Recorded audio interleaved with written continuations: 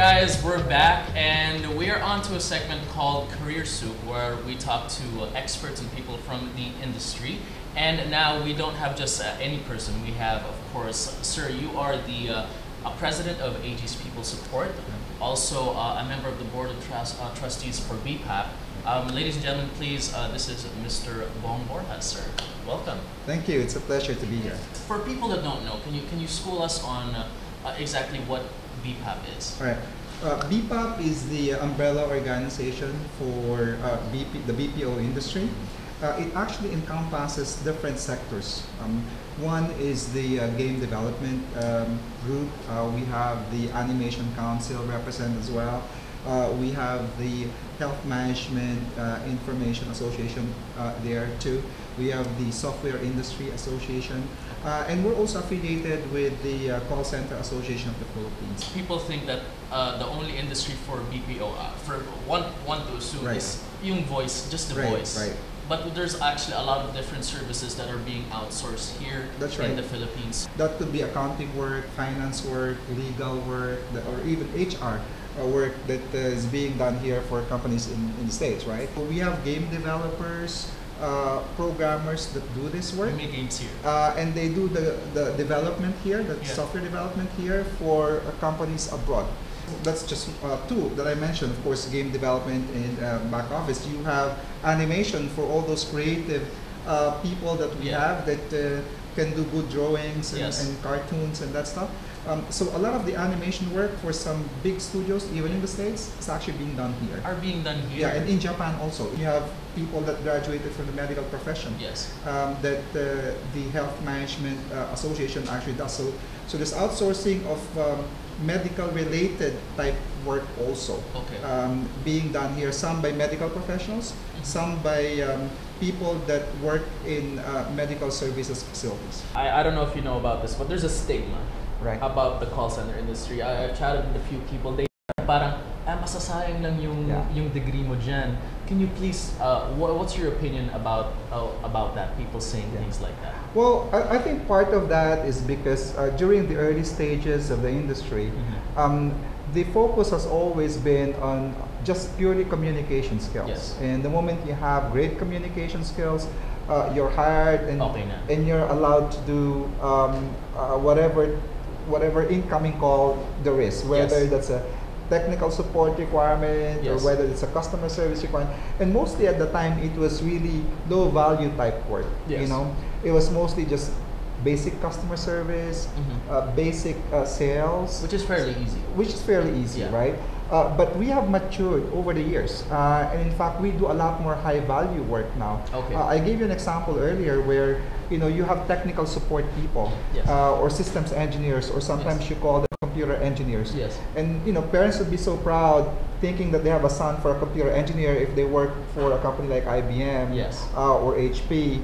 But really, a lot of those people sometimes work for IBM still, work for HP, but are outsourced here to some outsourcing companies and doing the work, exactly the same work that a technician would do, but they're doing it from remote, which is even more difficult.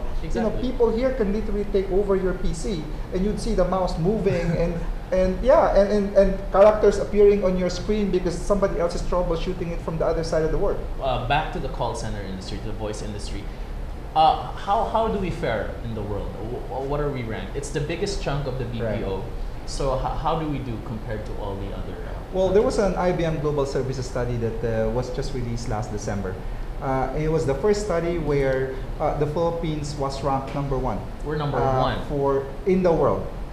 For voice-based services. Really? Right. For the first time, we overtook India. We have been a very strong preference, especially in the Western world or Western markets, right?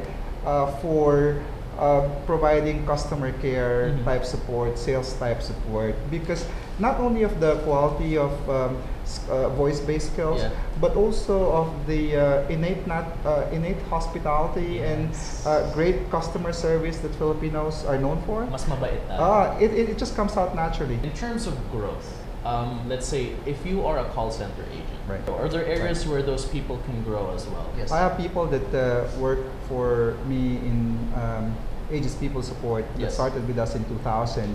as agents. As call center agents. As call just center talking agents. What people think, like usap-usap lang, thinking their degrees being wasted. So they progressed. They became supervisors, managers, assistant vice presidents, and now they're vice presidents.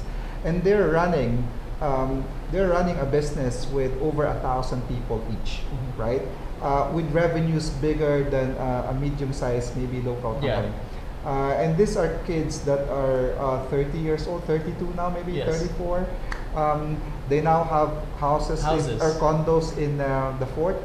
They go around zipping in their BMWs and have overseas holidays with their kids. So I think the best way to answer that is by giving examples of success. My final question, sir. Do you see the sun setting on this sunshine industry of ours? Do you see it set? Well, I don't see it setting. Neither does my peers and my colleagues. So as an association, with government and with academia, we've been working to ensure that this is something that will stay with us for a long, long time. It's not easy climbing up to number one, but we're here. We're not resting on our laurels. We're pushing and doing everything in our power to ensure this is a much bigger industry than what it is now. In fact, we've commissioned Everest, one of the more reputable consulting firms, to work with us and draw a roadmap to 2016, we call it, for our industry. So we're gearing up for a very high target. So our ambitious target is to grow our employment from where it is now to about 1.3 million, with revenues hitting almost 25 billion at the highest target. Of course, we have medium targets and we have low targets as well. But we're doing everything to make sure that happens. More specifically to your question, do we see it setting? Well, there's two sides to an industry growth, right? One's market, and the other one is the supply of talent, especially for our industry. So on the demand side, which is the market, we don't see that slowing down. Globalization is not reversible.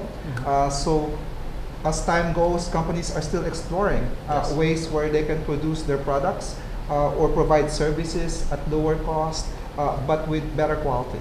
And we are a great player for that. We're very well positioned for it. Our sales teams and our marketing teams are reporting very bullish growth numbers still, so we are not seeing demand abating at all. On the supply side, where we're focusing, this country produces 400,000 college graduates every year. And all of those are all looking to do white-collar work. So with those two growing, we have the demand side covered, we have the supply side covered, so we don't see why the sun will set anytime soon. We think this is an industry that's here to stay for a long, long time, and we hope to be number one for a long, long time. That's fantastic. Mr. Borja, thank you so much for your time. And once again, you guys can go to www.bpap.org. For information, guys. We need you. You don't have to leave the country. We need you guys to, of course, supply the demand for this industry. We need talent. And there's a lot of that here. Mr. Bong, thank you so much. Thank you, Eric, for making time for us. We really appreciate it. Thank you. And that was Career Soup. Ladies and gentlemen, you're watching Career Jam. We'll be right back. Thank you.